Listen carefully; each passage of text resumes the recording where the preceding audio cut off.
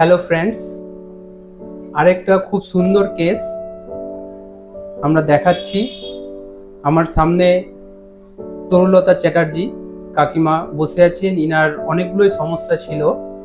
কাকিমা, আপনার কি কি সমস্যা ছিল একটু বলুন। আমার পায়খানার সমস্যা ছিল। 7-8 দিন পর পায়খানা হতো। হ্যাঁ। তাও পায়খানা খুব কষ্ট করে করতে হতো। সিরাপ খেতাম, তাও আমার মানে ভালো হতাম না।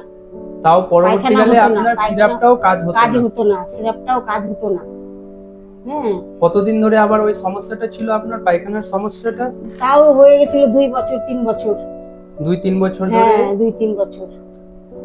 তারপর আর কি কি সমস্যা ছিল আপনার? আর সুগারের সমস্যা ছিল। সুগারের ওষুধ খেতে হতো রীতিমতো? ওষুধ খেতে হতো প্রত্যেক মাসে। প্রেসারের ওষুধও খেতে হতো। সেটাও ওষুধ খেতে হতো। এই সমস্যাগুলো, সুগার প্রেসারের সমস্যাগুলো কতদিন ছিল আপনার? ওটা হয়ে গেছিল আমার 7 বছর। 7 বছর। 7 বছর? 7 বছর ধরে খাচ্ছেন? হ্যাঁ, 7 বছর। প্রত্যেক মাসে মাসে ডক্টর দেখিয়ে আপনাকে ওষুধ নিতে হতো? তারপর আপনি আমার কাছে এলেন ট্রিটমেন্ট করার জন্য। আপনি সবকিছুই আমাকে এসে বলেছিলেন যে আপনার পায়খানার সমস্যাও বলেছিলেন, তার সাথে সুগার প্রেসার এই সমস্যাগুলো বলেছিলেন। যখন আপনি আমার কাছে এসেছিলেন তখন প্রেসারের জন্য আপনি ওষুধ খেতেন এবং সুগারের প্রবলেমটার জন্য ওষুধ খেতেন। অ্যালোপ্যাথিক মেডিসিন গুলো নেওয়া হতো, তাই তো?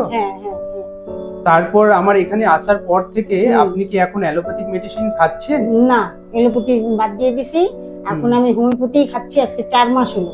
এখন কেমন আছেন আপনি? আমি খুব ভালো আছি। আমি এখন পায়খানার সমস্যাটা কেমন আছে? পায়খানার সমস্যা আমার ডেইলি পায়খানা হচ্ছে একবার করে। কিন্তু আগে তো হতোই না পায়খানা, আমার খুব কষ্টই হতো। কিন্তু এখন আমার পায়খানার সমস্যাটা নাই।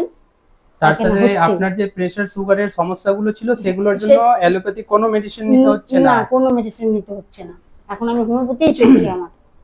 ঠিক আছে। এই ওষুধটা খাওয়াতে আমি খুব ভালো আছি। খুব ভালো আছেন? খুব ভালো আছি।